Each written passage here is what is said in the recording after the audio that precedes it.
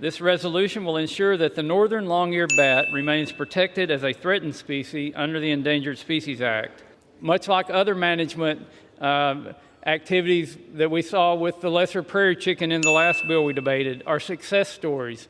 But when U.S. Fish and Wildlife comes in with an uplisting, it will stop the management, and it will actually create worse habitat for the bat as well as many other species, and this is hurting, let me repeat that, this is hurting an endangered species more than it's helping an endangered species. The recess, congressional recess, that Republican leadership has announced that apparently is set to commence in less than 2 hours, is 45 days long. Madam Speaker, you can do the math. That leaves this Congress with precious little time to do the people's business, to pass a budget, to fund the government. And instead of doing that, we're debating what? The northern long-eared bat.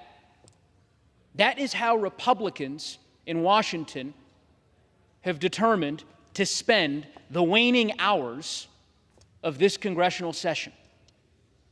It is consistent with the way that they have conducted their majority in this House for the better part of the last 7 months.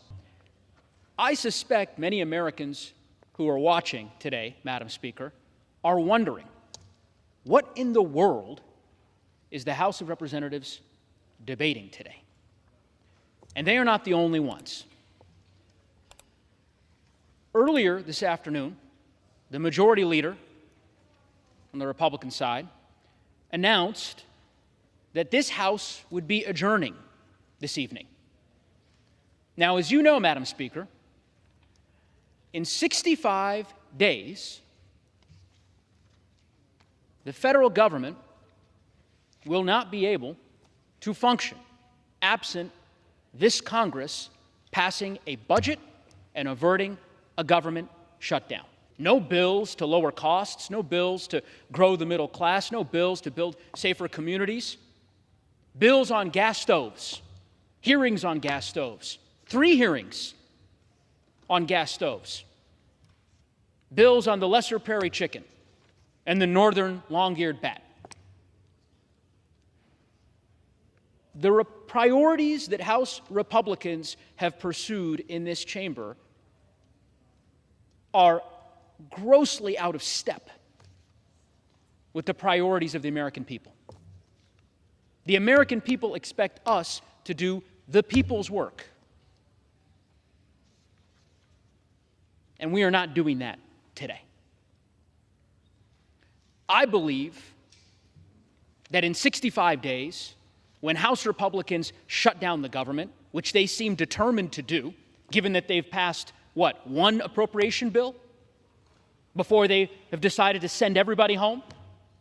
In 65 days, the American people will be right to question the priorities of congressional Republicans, why they dithered instead of working in good faith with their colleagues to fund the government, to do the basic work of governing.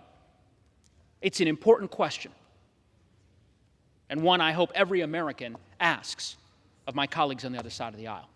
And with that, Madam Speaker, I yield back. In my 20 years in Congress, no constituent has ever asked me what are we doing to put the northern long-eared bat on the brink of extinction. I suspect I'm not alone. So that raises a question.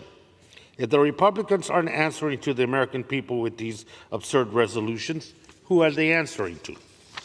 Unfortunately, the answer is the same as it was since the beginning of this Congress.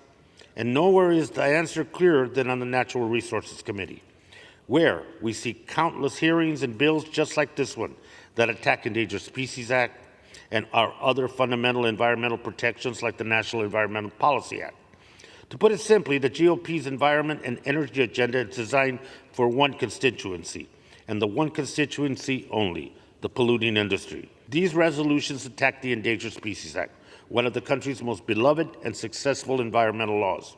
In the 50 years since it was signed into law, the ESA has protected 99% of listed species from extinction, and And no time is more important than now while we're facing the compounding crisis of climate change and biodiversity loss. We should be strengthening and supporting ESA science and implementation and not pecking at it in order to destroy ESA. Let me, and before we go further, we heard from the Republicans in the previous debate about how it's hurting energy and big oil. We've heard a lot from my colleagues about how the lesser prairie chicken and northern long-eared bat are supposedly hurting oil and gas development. So I want to take a moment to assure my Republican colleagues that they don't need to worry about big oil. Last year, the top oil companies, BP, Chevron, Ecuador, ExxonMobil, Shell, and Total Energies more than doubled their profits from 2021. Combined, these companies raked in $219 billion in just profits. That's not revenue, it's just profits. And this windfall of cash allowed these companies to pay out a record $110 billion in dividend buybacks to investors and CEO bonuses. Needless to say, big oil is doing okay. The chicken and the bat are not a threat to them, and any crocodile tears about their dire circumstances are just that. Let's remember we work for the American people and not these industry polluters. And with that, I reserve the balance of my time.